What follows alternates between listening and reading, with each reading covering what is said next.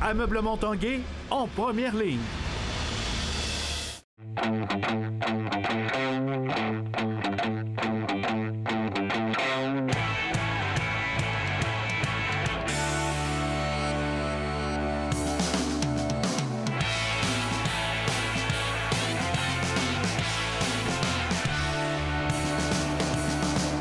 À tous un bon mercredi, bienvenue à l'Esprit sportif aujourd'hui au centre de ski Le Relais qui accueille au cours de la fin de semaine une importante compétition de free ski. On en reparlera un peu plus tard dans l'émission, mais d'abord on parle des Remparts de Québec et de cette série face aux Moussets d'Halifax. Les Remparts qui mènent toujours la série 2-1 malgré une défaite hier de 3-1. L'équipe de Patrick Roy qui était de retour à l'entraînement aujourd'hui. 3, 2, 1, c'est terminé. Les Moussets l'emportent 3-1. Après la défaite, Patrick Roy était quand même rassuré. Moi, je pense qu'on était le meilleur des deux clubs aujourd'hui. Et au lendemain, il tenait le même discours. Absolument. Je trouvais qu'hier, on a joué un bon match. Je suis sûr qu'il n'était pas de notre côté. Selon moi, c'est le résultat. Il y a deux coachs. Moi, je coach mon club, lui, il coach le sien, puis c'est son opinion. Puis moi, je sais que notre club est capable d'être meilleur que ça. Trépanier du haut des cercles, le tir et le but! Le tir de Trépanier, bat le gardien Palialolo à sa droite. Et les Moussets ouvrent la marque pour une première fois dans la série. On est revenu dans la série, c'est tout ce que je peux dire. De retour dans la série, oui, mais selon Patrick Roy, les Moussets ont encore la pression de gagner. Je suis pas allé à l'école longtemps, mais je suis capable de comprendre que s'ils perdent une game, ils font face à l'élimination. Fait que c'est pas le cas pour nous. Alors, tant aussi longtemps que c'est comme ça, je veux dire, c'est eux autres qui ont pression. Éric Veilleux, c'est un gars intelligent, là, puis je sais qu'il doit regarder les matchs. On ne reviendra peut-être jamais au bon vieux bâton de bois, mais on va s'entendre sur une chose. Les bâtons d'aujourd'hui vont souvent briser à des moments inopportuns. Dans le match de mardi, c'est arrivé 3 fois pour des joueurs des Remparts qu'ils ont brisé leur bâton alors qu'ils avaient une chance de marquer. Il y a eu Savoie. Son bâton s'est brisé dans ses mains. Puis Saint-Laurent. Saint-Laurent a perdu son bâton. Mais surtout Lacombe qui aurait pu ici provoquer la prolongation en fin de match. Pour Lacombe, le tir! Son bâton s'est brisé dans ses mains. En voyant le filet quasiment désert comme ça, c'est sûr que c'est très frustrant.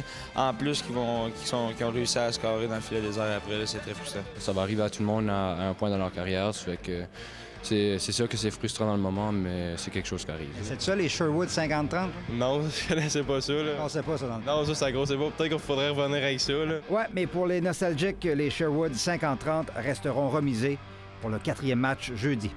Stéphane Turcot, TVA Sport, à Québec. C'est à compter du 7 mai prochain que débutera le tout nouveau défi du paracycliste Jimmy Pelletier, soit traverser le Canada. Un périple de 67 jours et de 7200 kilomètres.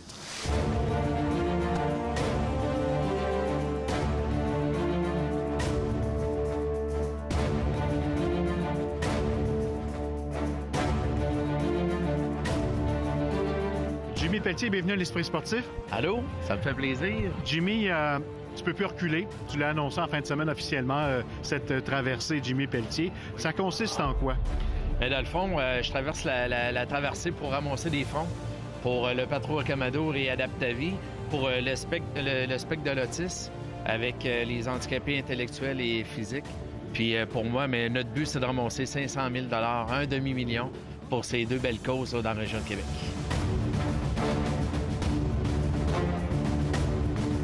Donne un petit peu des détails des étapes.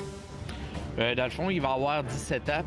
Les étapes, là, en kilomètres, ça va jouer entre 500 et 900 kilomètres par étape. Et puis, nous autres, on va partir là, de l'Université de Colombie-Britannique à Vancouver. Puis, ce qui est le fun là-dedans aussi, c'est qu'on va rencontrer du monde pendant notre périple aussi. Puis ça va s'emmener bientôt. Je vais pouvoir plus vous en dire plus en détail, mais on est après travailler là-dessus. Mais ça va être une expérience incroyable.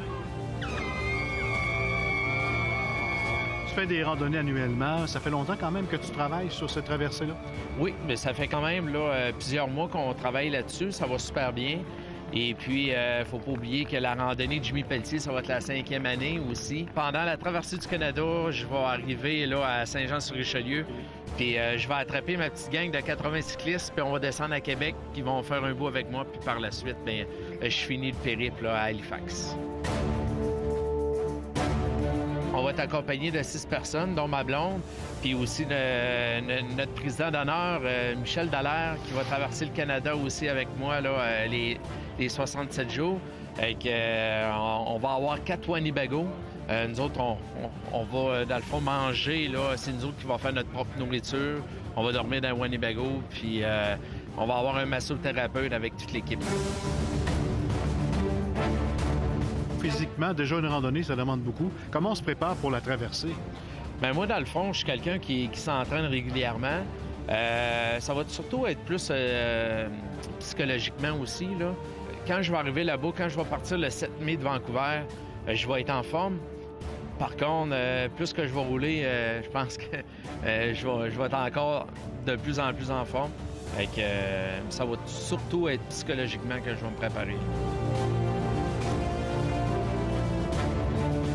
Comment on va amasser des fonds pour la traversée? On va ramasser des fonds. Nous autres, on va ramasser de cette manière, c'est qu'on va vendre 1 km, ça va être 25 $ du kilomètre. Ce qui est intéressant là-dedans, c'est que le monde, quand tu vas acheter ton kilomètre, exemple, tu achètes un kilomètre, ils vont dire tu as acheté le 57e kilomètre, mais vous allez recevoir un texto pour quand je vais passer votre kilomètre. Ce qui est le fun aussi là-dedans, c'est que quand vous allez aller sur la carte interactive sur Jimmy Pelletier Canada 2019, bien, vous allez voir votre nom. Merci, Jimmy Pelletier, exemple, qui a acheté un kilomètre. C'est ça qui est le fun. On voulait impliquer le monde qui nous donne parce que je sais que c'est pas facile de ramasser des fonds, mais on voulait les remercier de cette façon-là.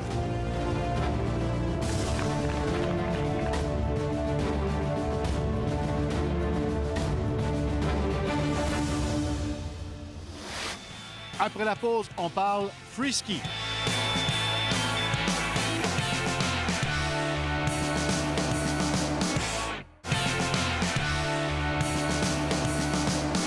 L'un des événements de ski acrobatique slopestyle à se dérouler au Canada aura lieu en fin de semaine du côté du centre de ski Le Relais qui accueille pour une 5e année consécutive la grande finale du Step Up Free Ski Tour.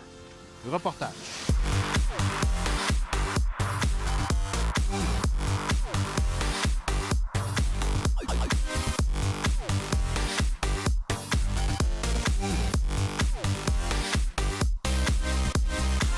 Guillaume, l'événement du week-end, ça conclut un peu la saison de free ski dans la région et au Québec?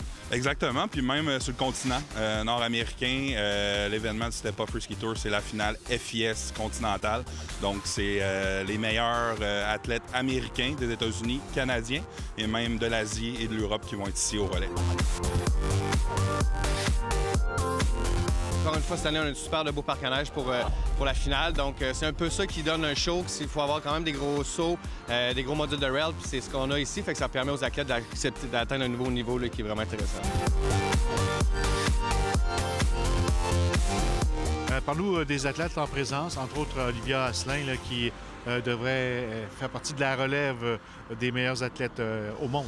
Olivia Asselin, une experte dans la discipline slopestyle, big air, grand saut, a gagné les Jeux du Canada dans cette discipline-là cette année en Alberta.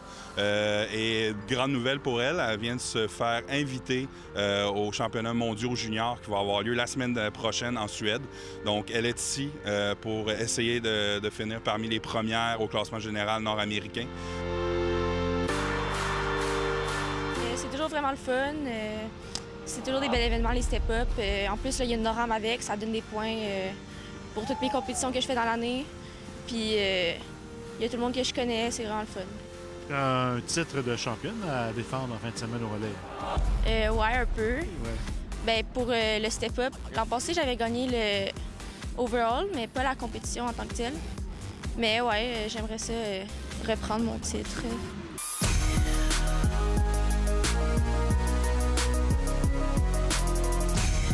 Sinon, on a Édouard Thériault, qui lui également a gagné 2 médailles d'or aux Jeux du Canada cette année, champion canadien dans la Coupe Canada également, champion junior également.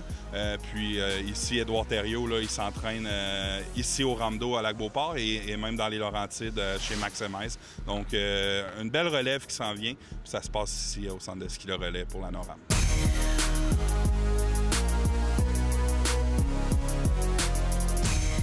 Est-ce qu'on sent au cours des années là, la popularité du sport du free ski avec l'arrivée aux Olympiques et le reste? Ben oui, c'est sûr qu'on sent qu'il y a un gros push, surtout au niveau un petit peu plus de l'encadrement des équipes, des entraîneurs. Ça l'aide beaucoup un petit peu à la relève du sport, dans le fond. Fait que comme aujourd'hui, j'ai des athlètes là, qui maintenant font la Coupe du monde, là, qui ont gagné, disons, le step-up une couple d'années, Max Moffat, Phil Langevin. À chaque année, mon gagnant, c'est pas mal sûr que l'année d'après, il va aller faire les circuits de la Coupe du monde. Fait que je trouve ça vraiment le fun là, qu'on finit un peu la saison ici au mois de mars au relais avec la finale Noram. Puis ça donne la chance vraiment aux compétiteurs d'avoir accès, dans le fond, aux Coupes du monde l'année d'après. On voit des athlètes qui sont ici en fin de semaine, qui viennent chercher des points parce qu'au niveau des quotas de la FIS, il y a des changements. Qu'est-ce que tu veux nous dire là-dessus? Exactement. Chaque cycle olympique, il y a des nouveaux règlements, des nouveaux quotas qui s'amènent.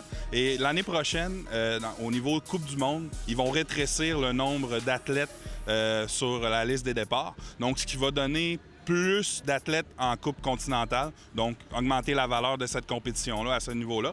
Donc, l'année dernière, c'était Phil Langevin qui avait gagné la Coupe Noram, ce qui lui a octroyé un spot, en fond, une place en Coupe du monde. Puis on l'a vu cette année, il a performé au niveau international très fort.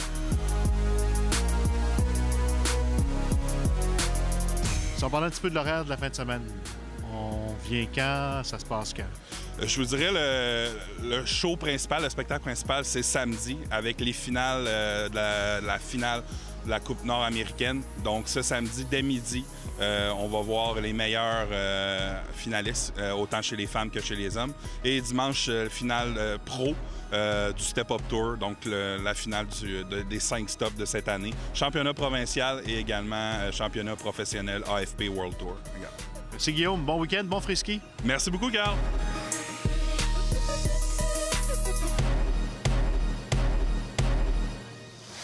Donc, on vous invite en fin de semaine au centre de ski Le Relais. Venez encourager ces jeunes athlètes. Voilà, c'était l'Esprit sportif. On se donne rendez-vous demain. Bye bye tout le monde.